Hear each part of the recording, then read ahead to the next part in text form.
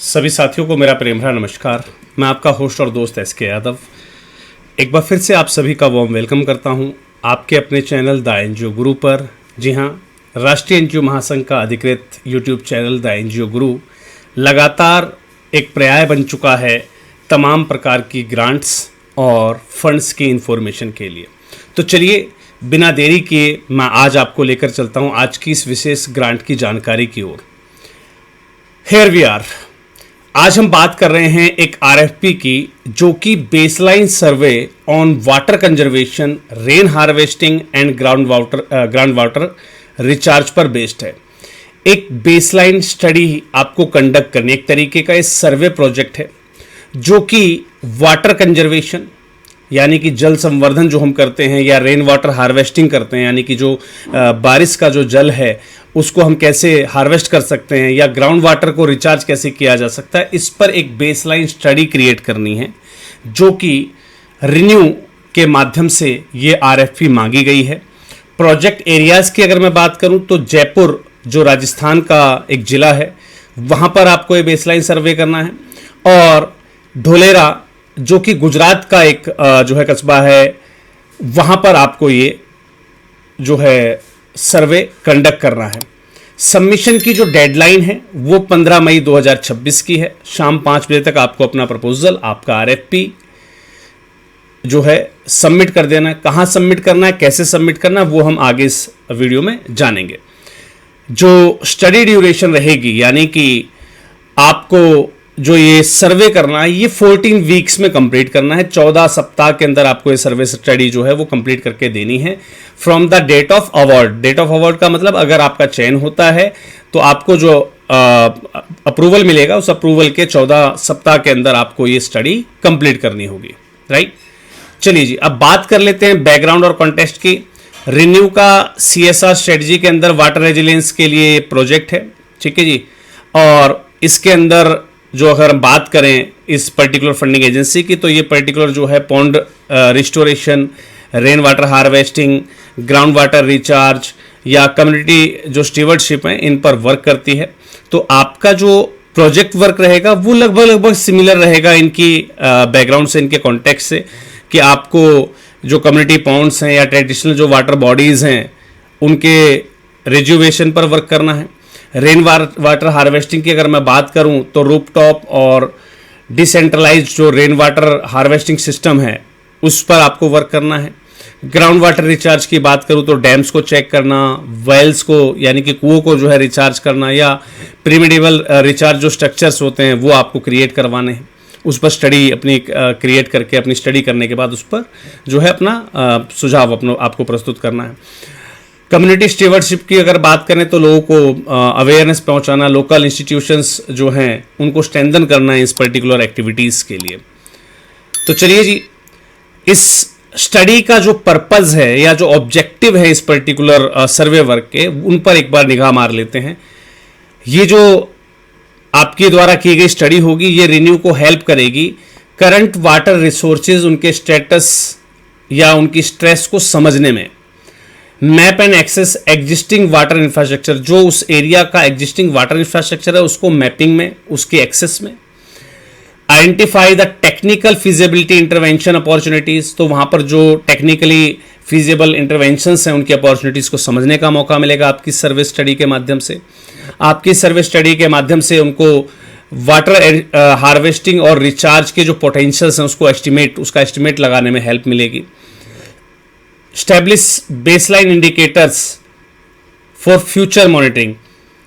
Future monitoring के लिए जो बेसलाइन इंडिकेटर हैं उनको स्टैब्लिश करने में रिन्यू को हेल्प मिलेगी आपकी स्टडी से। एक्सप्लोर कन्वरेज विद गवर्नमेंट स्कीम्स, और गवर्नमेंट स्कीम से इनको लिंक करने में उनको जो है सहायता प्राप्त होगी अगर आप ये बेसलाइन स्टडी कंप्लीट करते हैं तो। चलिए जी बात करते हैं अब स्कोप ऑफ वर्क की या की स्टडी कंपोनेंट्स क्या रहेंगे। आपको रिसोर्स असेसमेंट करना है, surface water, ground water, rainfall, run off या सीजनल एक्सेस चैलेंजेस के बारे में। इंफ्रास्ट्रक्चरल मैपिंग करनी है आपको।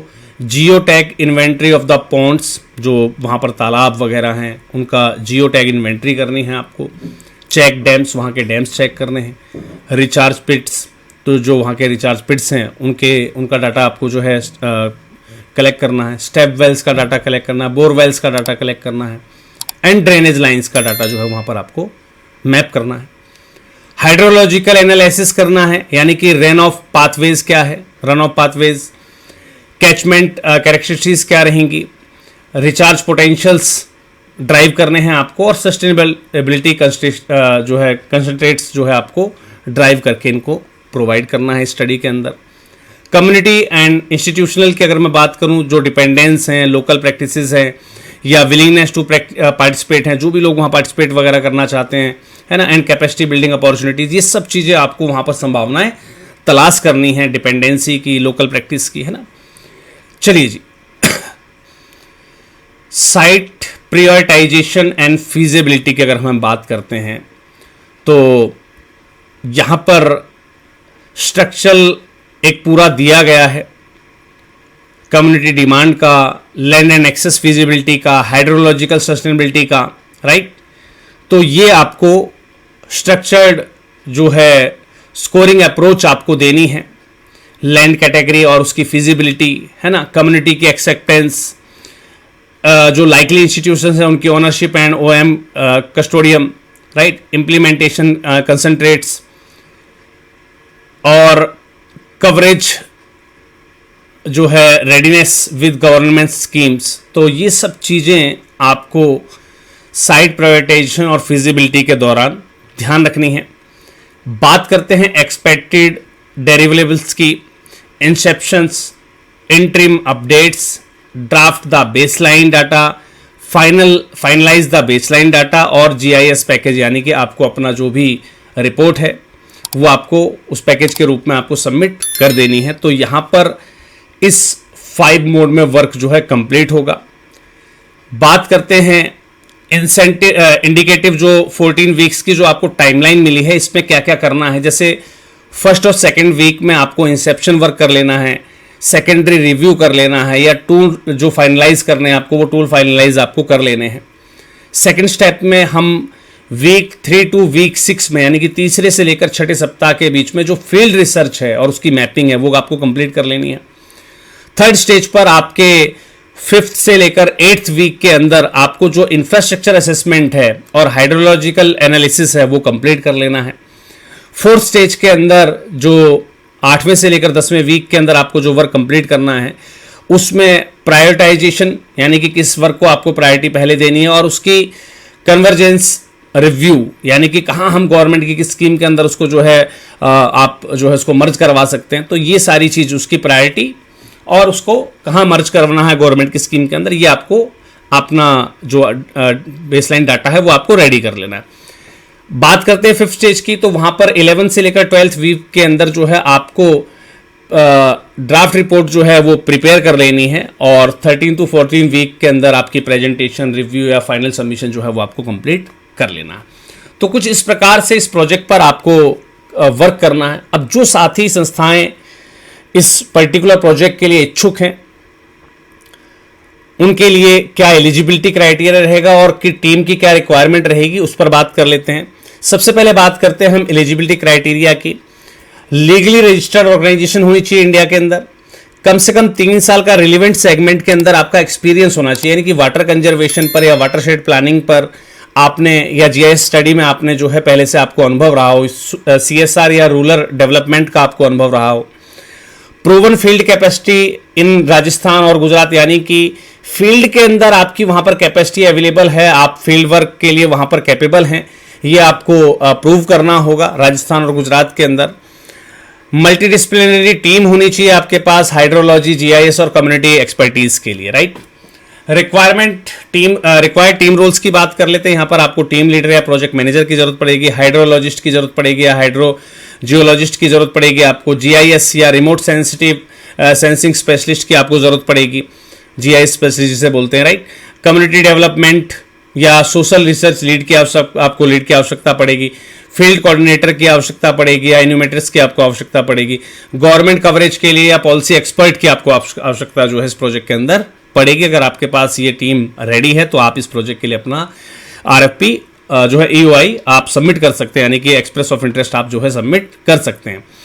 प्रपोजल की जो रिक्वायरमेंट्स और उसकी जो इवैल्यूएशन है वो ध्यान रखिएगा। यहां पर टेक्निकल प्रपोजल मांगा गया है आपसे, understanding of assignment and contest, methodology यानी कि सैम्पलिंग, जीआईएस, हाइड्रोलॉजी या प्रायोरिटिज्म या एमईए है ना, एमईए, और आपका work plan, term composition and relevant experience. इस पर आपका 70% जो है मार्किंग रहेगी, यानी कि जिसके ज़्यादा मार्क उसको प्रपोजल में वरीयता मिलेगी। 100 अगर हम मान लेते हैं कि यहाँ पर 100 नंबर का ये आप आकलन किया गया, तो उसमें जो टेक्निकल प्रपोजल है आपका, उसके 70% आपको मार्क मिलेंगे।